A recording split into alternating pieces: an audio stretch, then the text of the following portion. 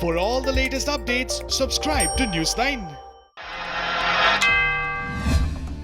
Joe Biden called US President Donald Trump an absolute fool for mocking him wearing a face mask. The Democratic nominee for US President said that Trump is fueling a cultural opposition when every medical advisor around the world is saying that it is advisable for everyone to wear a mask, especially when you're surrounded by people. Twitter for the first time labeled US President Donald Trump's tweets with a fact check.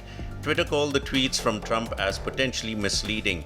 Twitter highlighted two of Trump's tweets as falsely claimed mail-in ballots that would lead to widespread voter fraud, appending a message the company has introduced to combat misinformation and disputed or unverified claims.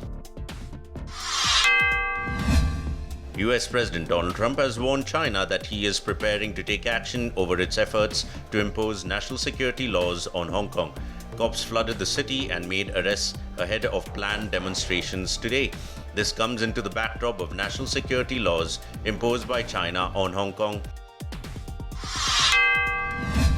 The number of excess deaths registered in the UK has almost reached the 60,000 mark, as an international comparison showed the country has one of the world's highest death rates of COVID-19.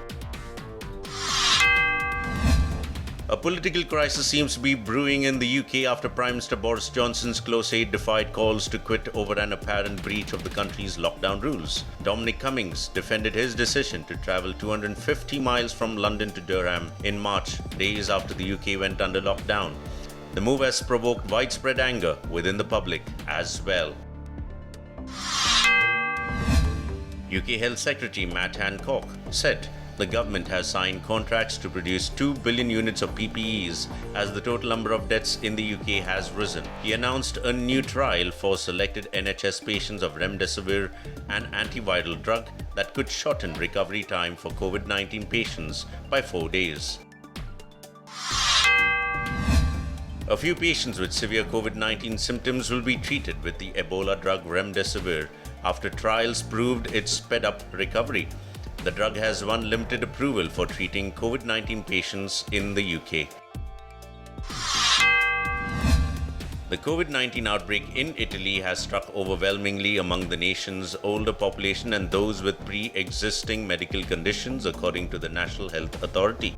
Almost 96% of the country's virus fatalities had previous medical conditions, the data from Italy's ISS Health Institute showed. Tourists will be able to visit Spain from the beginning of July without any quarantine for 2 weeks after the government eased the lockdown restrictions. The world's second most visited nation currently demands all foreign visitors isolate themselves for 14 days on arrival, but has decided to lift the controls in an attempt to revive its tourist industry for the holiday season.